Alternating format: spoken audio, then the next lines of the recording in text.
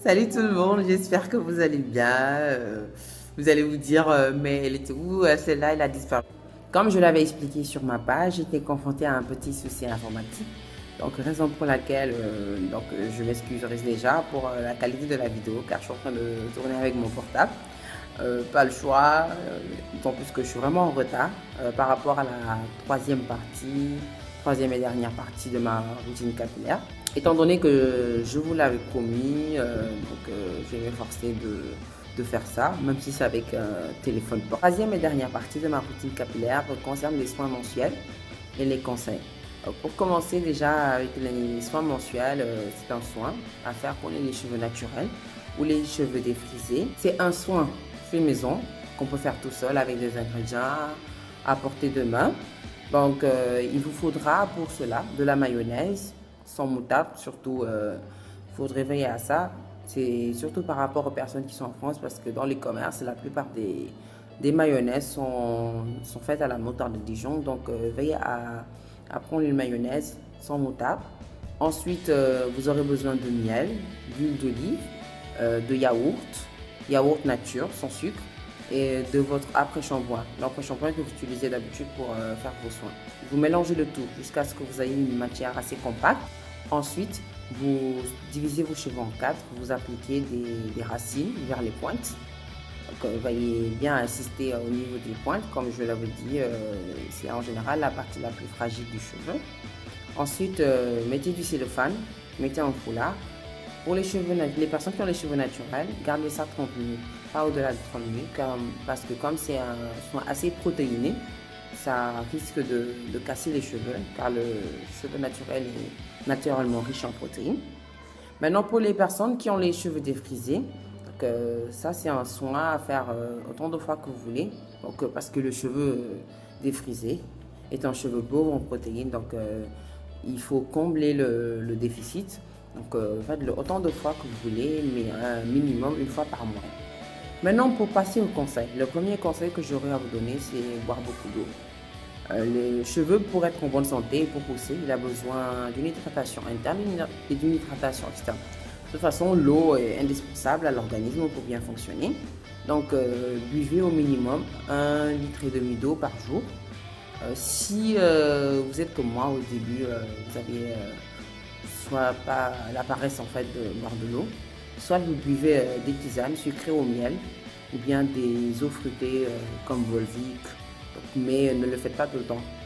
Même si on vous dit que c'est 0% de sucre, il y a toujours du sucre. Donc privilégiez surtout. Ensuite, deuxième conseil que je peux vous donner, c'est d'avoir une alimentation saine, équilibrée.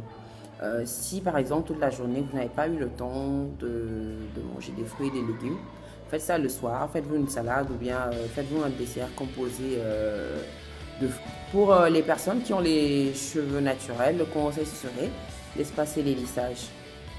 Essayez de faire un lissage maximum 2 fois par an. Si vous tenez à faire ce lissage, utilisez un protecteur de chaleur. De toute façon, vous avez EcoStyler, Ice-T, Jean-Luc David, vous avez beaucoup de marques qui proposent des protecteurs de chaleur de bonne qualité.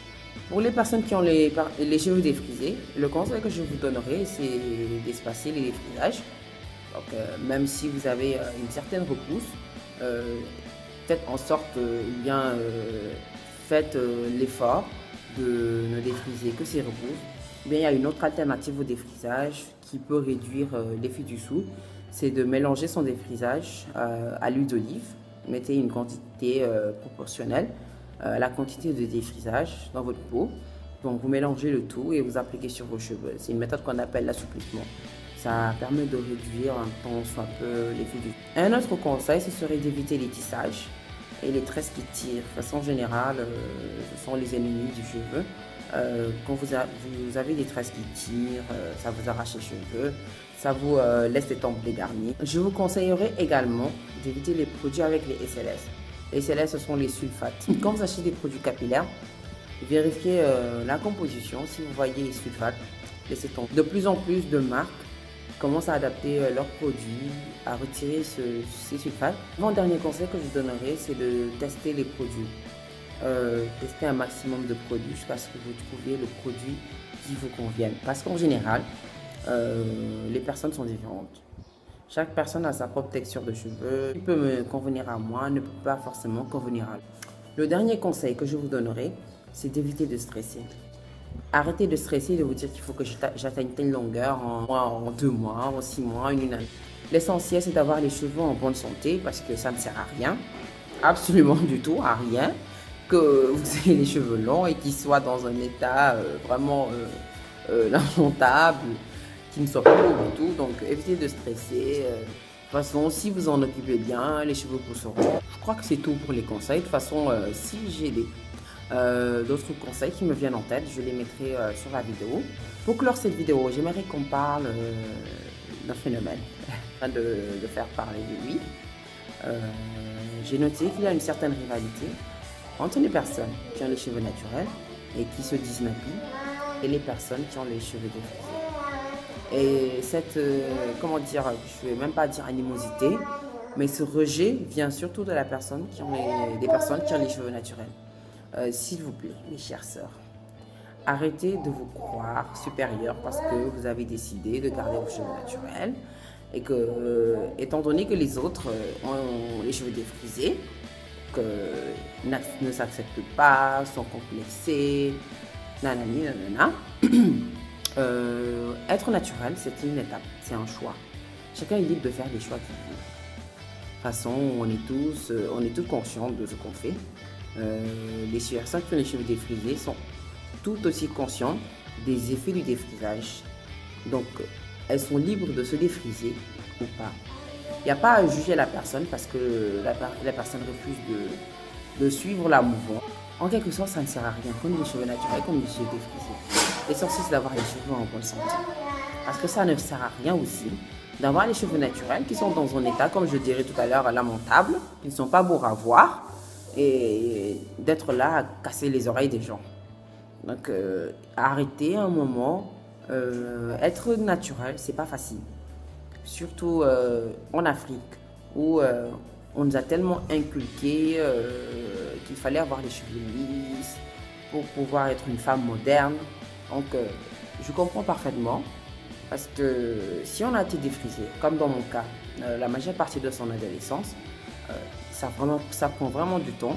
Il faut vraiment être préparé, être prête à cela pour sauter le pas. Donc, juste essayer de conseiller les personnes, mais pas de les agresser. Donc, cette vidéo n'est en aucun cas éducative. Je donne juste mon point de vue par rapport à cela.